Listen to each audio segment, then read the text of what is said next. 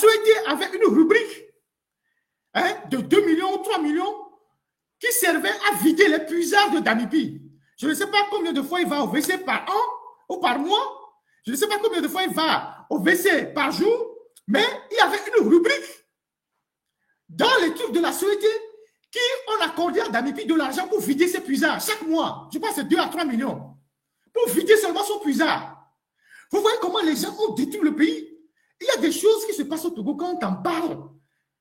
Tu vois quoi, on tombe de je ne sais où. C'est comme on revient de la planète Mars.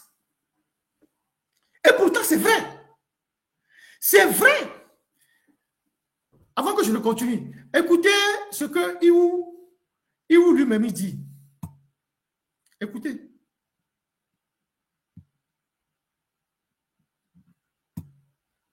Mais je te dis, le jour-là, j'avais interpellé le boss et le PM. Je leur ai dit, mais c'était une histoire sur, on voulait augmenter, il y avait une tentative d'augmentation du prix du kilowattheure. Et c'est là que j'ai dit, mais c'est pas normal. C'est pas normal. Quelle est la justice sociale? Qu'on me dise, quelle est la justice sociale? Qu'un ministre, quelles que soient ses charges, qui a accepté cette fonction, donc, de se sacrifier pour le pays, qu'on lui paye l'électricité, et pendant que les autres crament sous le soleil, il a toutes les chambres, y compris les couloirs, certains même leur garage climatisé, des factures qui vont jusqu'à 4 millions, selon ce que le rapport du ministre a dit, et on continue. Quelle est la justice sociale dans ça? Qu'on me réponde. Ah, le jour-là, le patron m'a regardé, il est sorti de la salle. Et le PM et la ministre de l'énergie aussi m'a donné raison. Et puis, le PM s'est fâché, d'abord c'était Boukessi. Il a pris la parole et dit, mais qu'il y a quand même, que c'est une fonction difficile, qu'il y a quand même des gratifications et des avantages qu'il faut offrir. Et j'ai repris la parole pour dire, mais avantage, quand j'ai dit le jour-là, qui parmi nous ici accepterait de lui-même démissionner, quitter sa fonction de ministre? Ça veut dire que c'est quand même un métier gratifiant. Et si en plus de ça, maintenant, on se donne ces avantages, quelle est la justice sociale? Et là, on m'a coupé le micro et les gens sont regardés. C'est-à-dire que je joue là, j'ai regardé la télévision le soir, je me suis dit, ah, on va me limoger. Et puis voilà. Et après, mes amis ne m'approchaient plus. J'étais devenu un paria. J'étais devenu un paria. On ne m'approchait pas. Les ministres qui priaient au Conseil des ministres avant qu'on ne commence le Conseil des ministres là, eux-mêmes le jour-là, ils ne m'ont pas parlé. J'ai dit, regardez-moi ça. Vous vous dites, pasteur, quelqu'un parle pour dire non, il y a une injustice et c'est vous les premiers à m'en vouloir. Vous entendez? Je ne sais pas si ceux qui sont sur TikTok ont entendu, mais c'est un audio viral qui a fait hier le tour des plateformes. C'est l'ancien ministre de l'Enseignement supérieur, Majesté Iou Wateba, dont un audio a fuité, peut-être qu'il a fait un audio à quelqu'un qui a fuité, sur la question de l'augmentation du prix de l'électricité. Il disait en somme qu'ils étaient à un conseil des ministres et on a voulu augmenter ces trucs-là à la suite d'un rapport de la ministre de l'énergie. Et lui, il a pris la parole pour dire on ne peut pas comprendre que pendant que les Togolais souffrent, il y a des ministres qui consomment jusqu'à 4 millions d'électricité par mois dans leur maison avec des garages climatisés. 4 millions par mois d'électricité avec leur garage.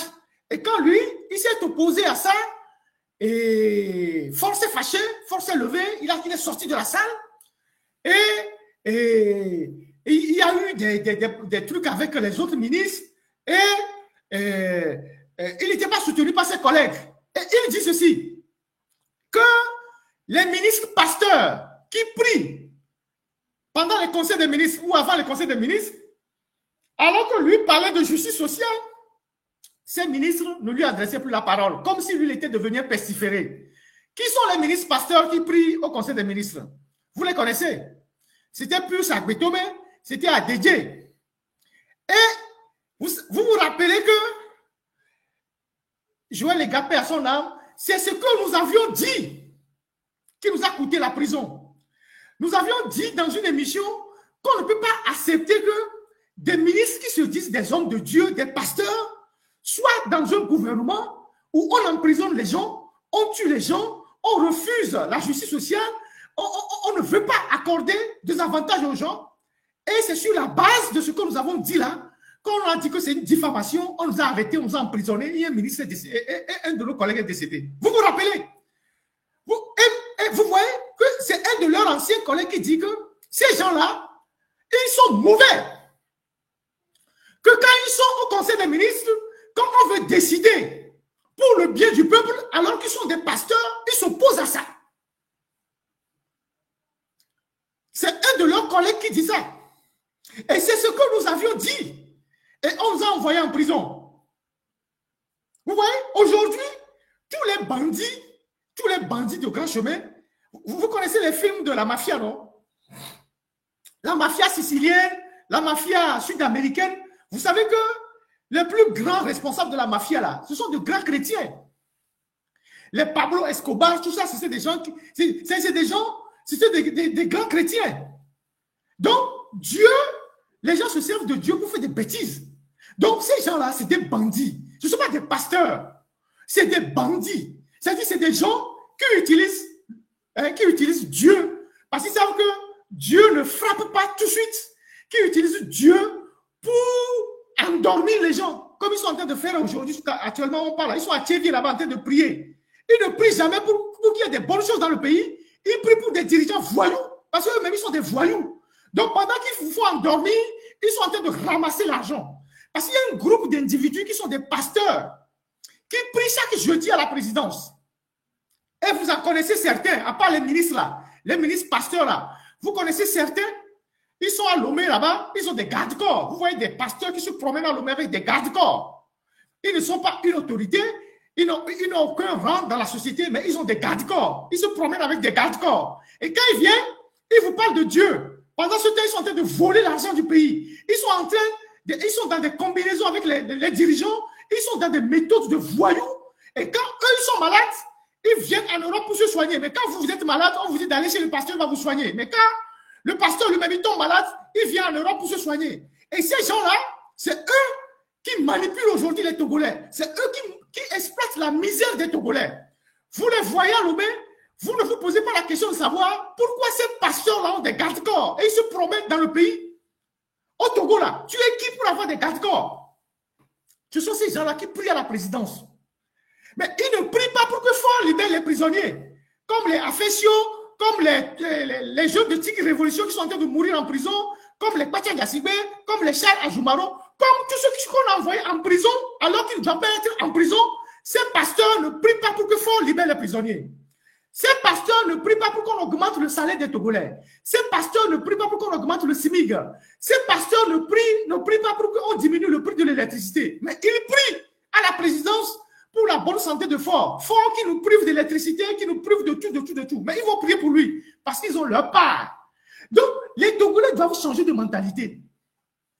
Donc, ils ne prient pas pour qu'on libère Jean-Paul Omolou. Excusez-moi si je l'ai oublié. Donc, voilà ce que Iou dit. Je sais que lui, depuis que la vidéo là est sortie, lui, il est grillé pour toujours. Mais c'est une bonne chose que cet audio soit sorti pour attester tout ce que nous disions par le passé. Tout ce que nous n'avons jamais cessé de dire. Donc, ces gens-là, ils mettent Dieu devant et ils font les pires choses au monde. Ce sont des bandits spirituels. Ce sont des bandits. Et nous devons les traiter comme tels. Ce sont des voyous. Ce sont des détourneurs de l'argent public. Ils se servent juste de Dieu pour commettre des forfaits dans la République.